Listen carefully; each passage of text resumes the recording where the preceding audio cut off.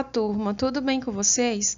Dando continuidade aos conteúdos da nossa disciplina de Gestão Financeira, nesta aula, aula 6, falaremos sobre os índices EBITDA, EBIT e EBITDA, que são índices utilizados na análise de desempenho financeiro das empresas. O EBIT e o EBITDA são indicadores financeiros especialmente para avaliação e comparação entre concorrentes, pois demonstra a capacidade de vendas das empresas, indicando como está o desempenho do negócio. Então, qual a diferença de EBIT e EBITDA, que no Brasil são conhecidos como LAGI ou LAGIDA? Então, o EBIT, essa sigla significa Earning Before Interest and Taxes, que significa lucro antes dos juros e tributos. Então, interest é juros e taxes, a gente tem aí tributos, não são taxas, certo? São tributos. E o EBITDA é o Earning Before Interest, Taxes, Depreciation and Amortization. Então, a gente tem aqui o lucro antes dos juros, dos impostos, da depreciação e da amortização. Então, a gente tem aqui o LAGIDA como mais completa, tá? Ou o EBITDA como mais completa. Mas a gente vai ver aqui nos próximos slides algumas discussões. No caso, teóricos, investidores da área que preferem utilizar apenas o EBIT, porque a depreciação, por mais que seja uma despesa que não houve um desembolso imediato da empresa, mas no futuro, no caso, de repente, uma depreciação de um bem que esteja altamente depreciado, uma máquina, um veículo, a empresa vai ter que fazer essa aquisição. Então, aí, esses são dois indicadores muito utilizados, mas o EBIT vai mais para aqueles que gostam realmente de estar vendo a realidade da empresa e não consideram a depreciação ou a amortização como algo importante. Vamos lá. Como falamos, o EBIT é a sigla em inglês, né, para lucro antes dos juros e dos tributos. Segundo Marx et al., o EBIT corresponde a uma medida de lucro mais ligada ao resultado de natureza operacional auferido pela sociedade, que não inclui resultado financeiro, dividendos ou juros sobre o capital próprio, resultado de equivalência patrimonial e outros resultados não operacionais. Então, essa ferramenta apresenta para o usuário da informação contábil qual é o verdadeiro lucro contábil a partir das atividades genuinamente ligadas ao negócio. Então, é o quanto a empresa obteve de lucro, considerando apenas as operações realizadas pela atividade fim da empresa. Então, nós iremos ver em uma demonstração mais à frente, também a partir do exercício que vocês irão realizar, nós iremos utilizar apenas as operações que estão relacionadas à atividade fim. Quando vem aí, de repente, receitas de operações financeiras, despesas de operações financeiras, que é no caso que foi falado aqui com relação, geralmente já vem na demonstração apenas receitas financeiras, que seria de repente o resultado de um investimento que a empresa teve em uma outra empresa, que ela de repente é uma coligada, ou ela é uma controla alguma empresa. Então, esses rendimentos financeiros não fazem parte da atividade fim da empresa, da operacionalização. Então, isso não entra no EBIT, só apenas as atividades fim. O EBITDA, como nós já falamos também, ela traz no Brasil chamado de LAGIDA, que é o lucro antes dos juros, impostos, depreciação e amortização. Essa medida consiste no EBIT tradicional, eliminados ainda os efeitos das provisões, da depreciação de ativos tangíveis e da amortização de ativos intangíveis, que antes haviam sido deduzidos como despesas do período da demonstração do resultado. Então, na prática, a diferença entre EBIT e EBITDA é que o primeiro não exclui a amortização e depreciação, ao contrário do segundo. Então, o EBITDA, ele irá retirar até mesmo, ele traz apenas o resultado da operacionalização da empresa. Agora iremos trazer algumas informações como vantagens e limitações do EBITDA. Bem, pessoal, o EBITDA, ele representa a geração operacional de caixa da companhia.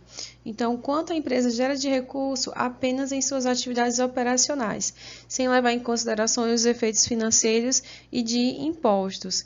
Então, segundo o professor Ariosvaldo dos Santos, o EBITDA mostra o potencial de geração de caixa de um negócio, pois indica quanto dinheiro é gerado pelos ativos operacionais.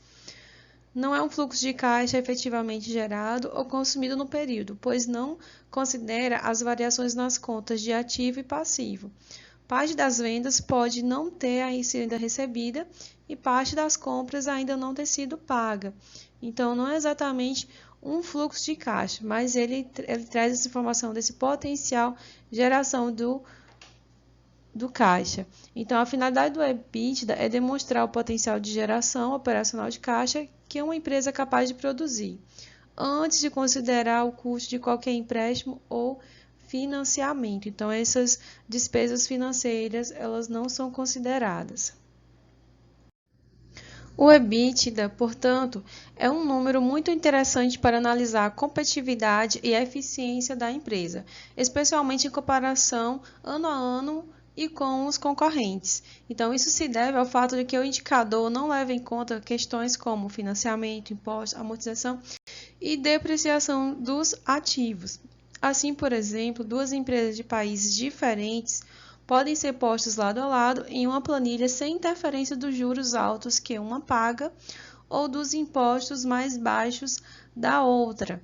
Então, porque o que está sendo levado em conta é apenas o quanto a empresa ela pode gerar de recursos, de caixa, qual é esse potencial de geração de benefícios que a empresa consegue gerar apenas com as suas atividades operacionais, as suas atividades fim.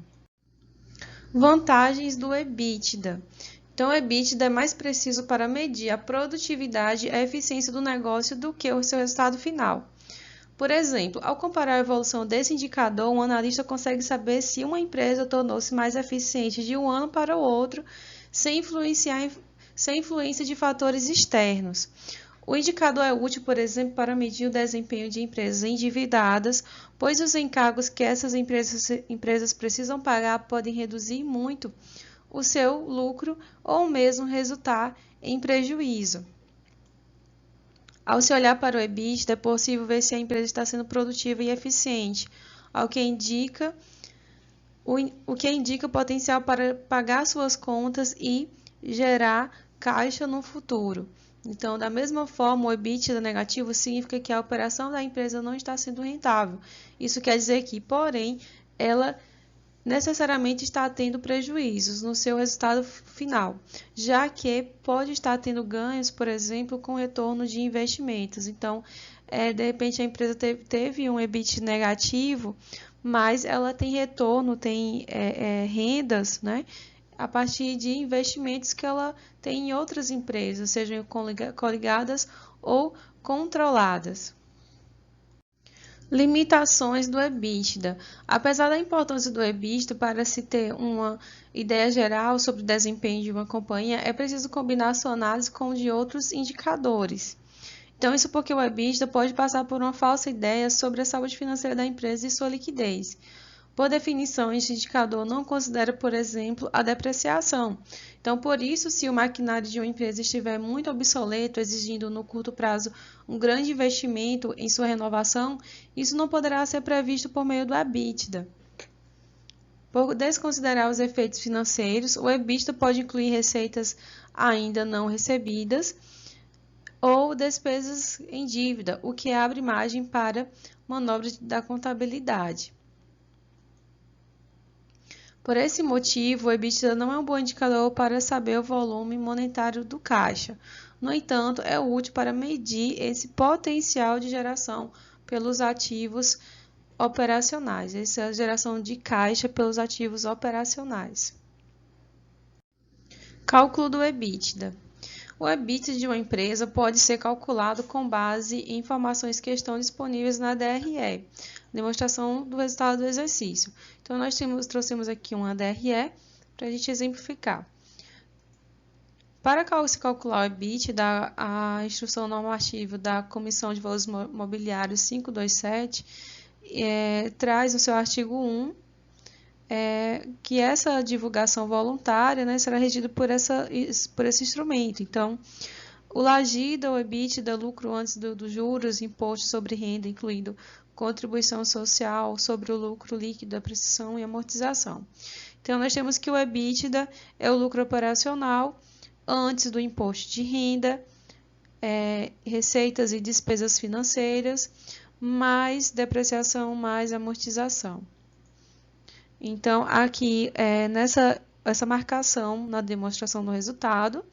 Nessa demonstração específica, nós temos aqui esse resultado da atividade operacional.